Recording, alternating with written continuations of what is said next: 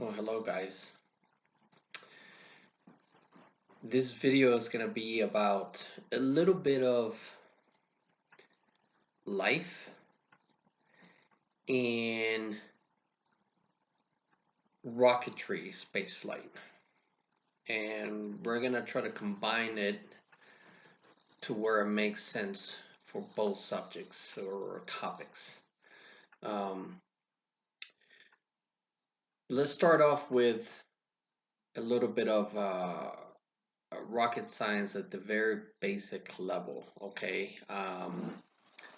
So being a space systems operator for the U.S. Space Force, and of course the Air Force prior to that, I've got to understand the space business and how we send satellites up in orbit, how they stay in orbit, how we put together rockets, space launch vehicles, to be exact, and what happens as we're getting ready to launch a satellite or even humans into orbit. Okay, and then we'll touch base on that very at the very fundamental level without going into too much depth. And then I will apply that to what happens to us in life in relation to rocketry as well. Um, so we have space launch vehicles, and those are the vehicles that usually take anywhere from humans, passengers, astronauts, in cargo up into space. And cargo meaning anywhere from equipment to a satellite to a payloads, whatever. Resupply of the International Space Station or sending astronauts to the International Space Station or just simply orbiting Earth. So the space launch vehicle does that. So usually, so for example, we just recently launched the Artemis space launch system, and then you have SpaceX and a few other of the companies that make space launch vehicles. So if you ever look at a space launch vehicle, a rocket, it usually has a long stack. It's a cylinder pretty much, with kind of rockets, smaller rockets attached to the side or all around it. And those are usually called solid rocket boosters, SRBs, and they basically aid in the boosting of the entire vehicle off the ground. Um, Overcoming gravity, Earth's gravity, is extremely difficult. So the more massive your space launch vehicle is, the more power it needs to get off the ground, right? So let's break this down for real quick. So normally you will have anywhere from 1 to 3 to 4 stages. And when I say stages, these are sections of the rocket or the space launch vehicle that at some point detach, they separate. And then we'll explain that what happens, why we do such things. And then, so you will have a main stage or first stage, um, then a second stage, third stage, sometimes even a fourth stage or an upper stage. And each of those stages serve a purpose. So at the beginning of the space launch, you have main stage ignition and to include the solid rocket boosters, training boosters that are attached to the rocket. And this is to basically get it off the ground. The massive space launch vehicle got to overcome Earth's gravity and get off the ground. So usually main stage and the solid rocket boosters ignite, and at some point, anywhere from a minute and a half to 2 minutes, depending on the different launch vehicles, you have the solid rocket boosters detach. And they separate and they either fall back onto the Earth's atmosphere, they land in the ocean, whatever. So as those happens, you still have the main ignition still going on. And that lasts anywhere from, again, a couple minutes until the entire fuel or propellant runs out of the first main stage. Once that happens, then it basically first stage separates and detaches and it gets tossed to the side. Um, Soon after that, You have second stage ignition, and then that continues to push the rocket vehicle, the space launch vehicle, up in higher in altitude. And the same thing happens for the third stage and the fourth stage, if it has one, or the upper stage that normally carries the payload into the actual orbit or the parking orbit, whatever it is. And so each of those stages, once the propellant is done, then it detaches and it gets tossed. And we do that because I hate to say, but it's really dead weight. Each of those stages that there are solid rocket boosters, the stages that separate, we have to take them, pretty much detach them from the entire vehicle because they're just dead weight and it doesn't serve a purpose. We're carrying dead weight and we just got to leave them behind. Okay. So understand that in order to get somewhere in rocket science and rocketry, we have to leave things behind, the different stages.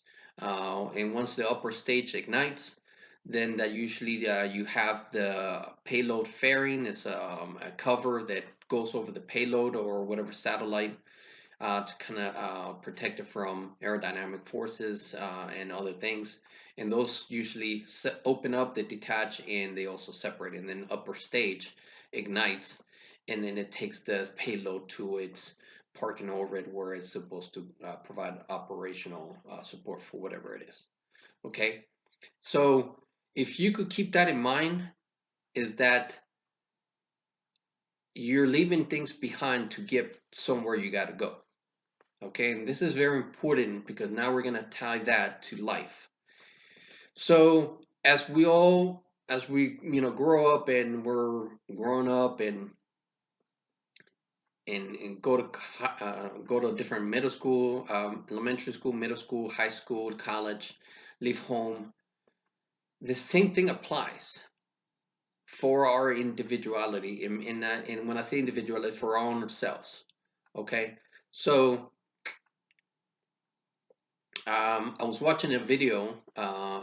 Steve Harvey was talking about somebody told him at one point that the phrase goes, everybody that comes with you can't go with you. And I will say that again, everybody that comes with you can't go with you. Okay? And it's very similar to what happens in rockets and when we're launching things into space. The stages can't come with us. We got to leave it behind because we need to go somewhere. And so that happens to us also in life.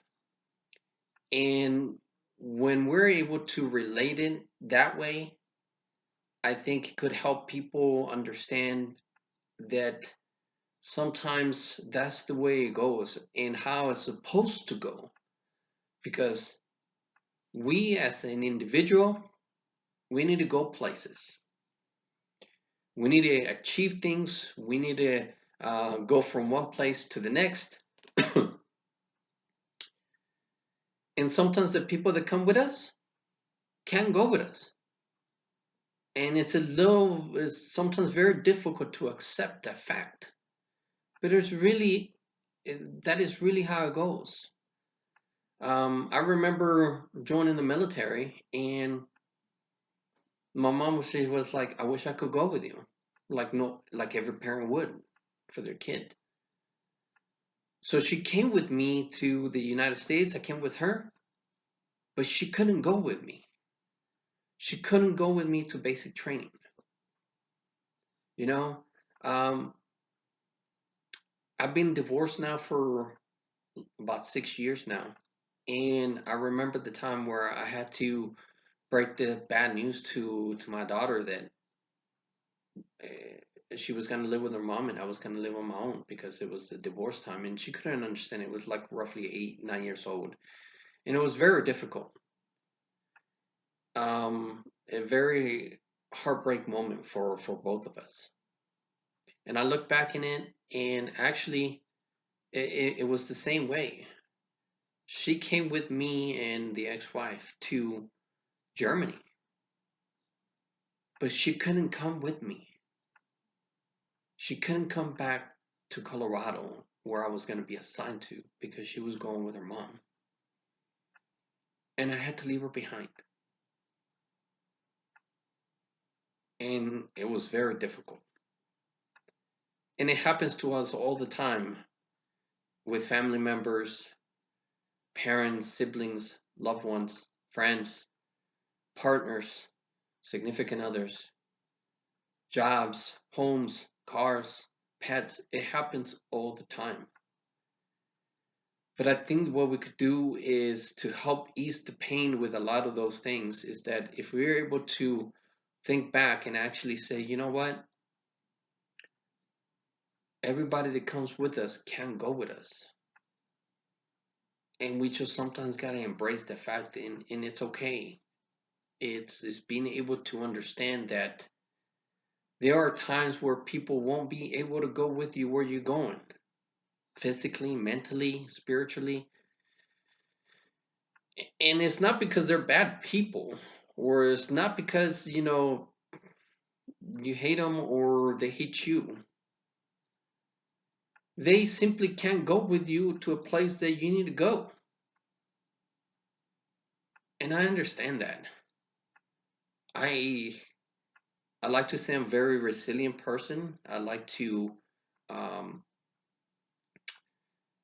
look at it from a different perspective. And while it is extremely difficult at times, very sad, depression, emotional, we do what we gotta do.